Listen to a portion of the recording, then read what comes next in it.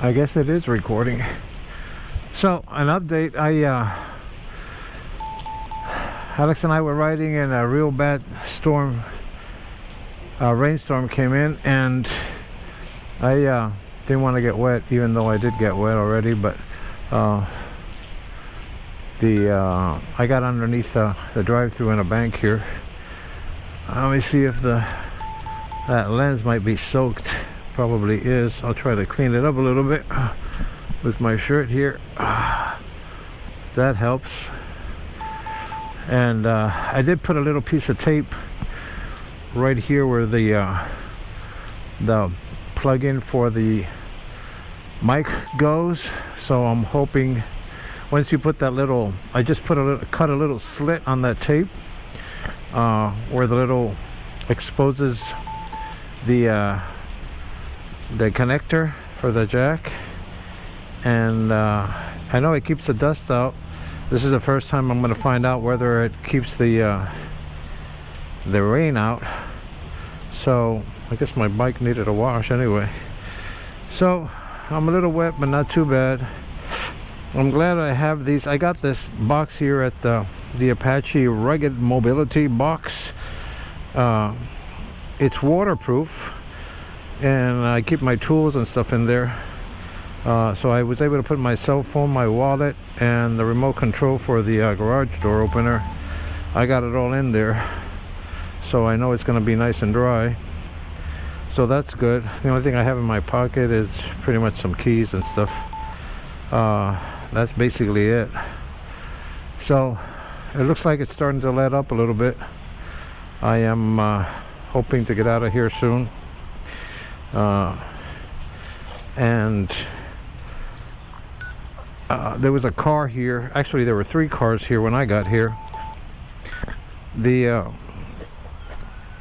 I moved out of the way so the lady can go in, and I sat over there on the side for her. And it wasn't too bad. Not too bad at all.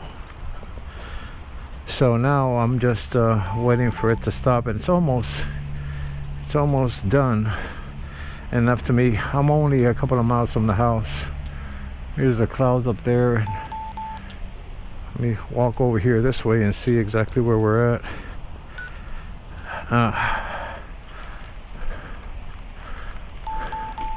See, I live right over that way. Whoa. And it's still raining a little bit, but it looks like it's moving pretty quick.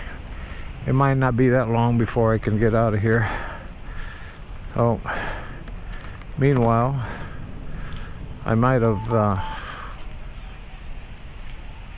got the lens all wet again.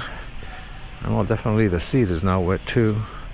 Let me see if I can wipe it off again a little bit here. There. And here, I'm hoping this thing is waterproof. I think it is. To a certain point.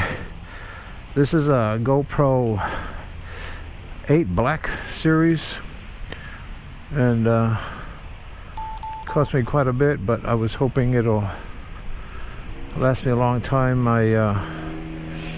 Some folks from the family on my birthday, they got me one, but it wasn't it didn't have the features that I needed for dirt, like the stabilizer and stuff. So what I did was that I went over to the store. They gave me the receipt, so went over to the store and upgraded and paid the difference for the 8. And so far it's turned out pretty good. Oh gee, the rain is coming down even more now. Hell. But there's not much I can do about it. I really just don't like getting wet. It sucks. And there's at least 2 lights, and there's a little traffic out there, so I decided I'm just gonna wait it out. So we could talk about the XT. The upgrade that I've got on this is not very many upgrades, but this shifter here, they're kind of pricey. They're like 35-40 bucks, 38 bucks maybe, something like that. and it worked out really good for me. She bends and gives, and that's good. When I originally got the bike, this guide here didn't exist. It was not there, so I ordered that and put that installed in it, and a couple of other parts that she was missing. My chain is pretty loose, as you can see here. It's got almost 2 inches. I think it can go up to 1.7 and play. The other thing that I did was I had this front end completely rebuilt and put some thicker oil in there, and boy, what a difference. I can't give you the weight of the oil because I just can't remember what the heck it is. And the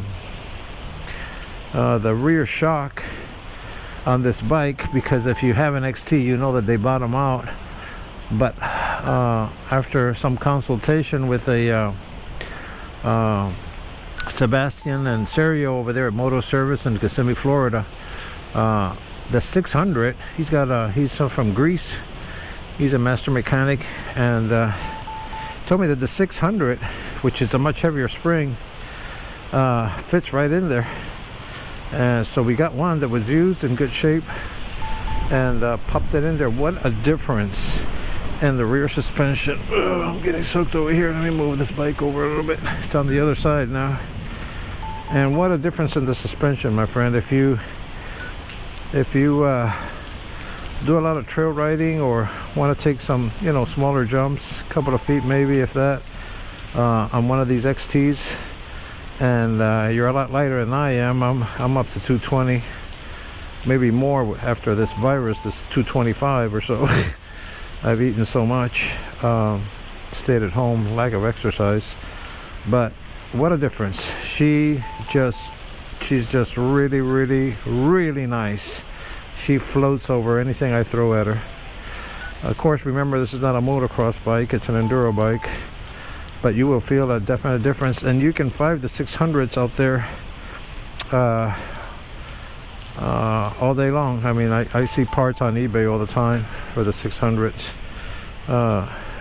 and there's nothing to do. You just, as long as it's a good shock, unbolt one, bolt on the other, and the manual will tell you that you have to disassemble pretty much that everything, the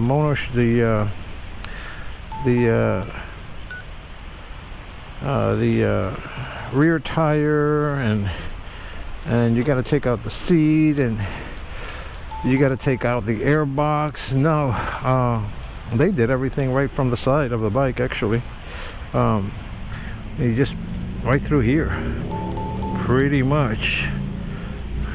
Let me see, was it through here or was it through here? One of these sides, I believe it was through between here and here. Yeah, I took the covers off and slipped it out through the back. Took it out and put the other one back in there. I didn't do it myself. Sergio at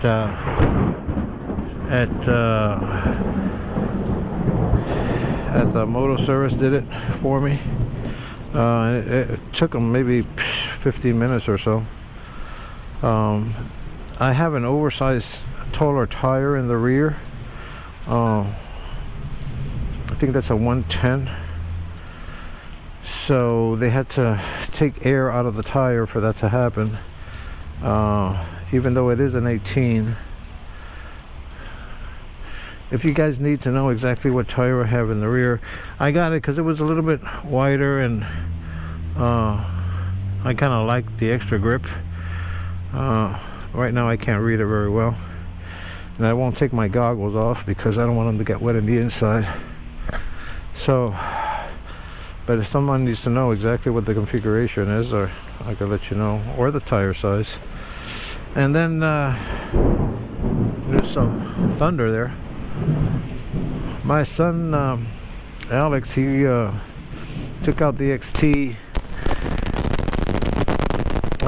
with his girlfriend about a month ago or so, and it looks like the front brake locked up and the friction caused a fire, warped the front disc, and melted.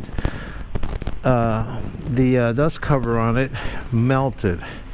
So basically the calipers was okay, but I did rebuild it anyway, just to be on the safe side, because we're talking about our brakes here. So I thought the speedometer was shot, but it was not. But I did have to replace the cable, the speedometer cable. Is that the speedometer cable or the RPM cable? Can't remember which one it was. Yeah, no, that's the speedometer cable. The RPM cable is that one over there. So I had to replace that, and I think that was basically it. It took about a month to get all the right parts, because I had ordered a brand new one from a guy here in Florida, but the one he sent me, it was made in Brazil, but it was the wrong, it fit and everything, but it was the wrong diameter. It was too small, and the brake pads barely, about half of the brake pads would make contact with it. Anyway, I sent it back. He gave me the money back. That whole process took about 3 weeks. Then I found this used one on eBay. The guy said it only had about 2,000 miles on it. Some seller out of, I believe it was Oregon maybe, or Ohio, I can't remember. But it was in good shape when I got it, so it worked well. And of course I put in some new front brake pads, which originally it did have new brake pads.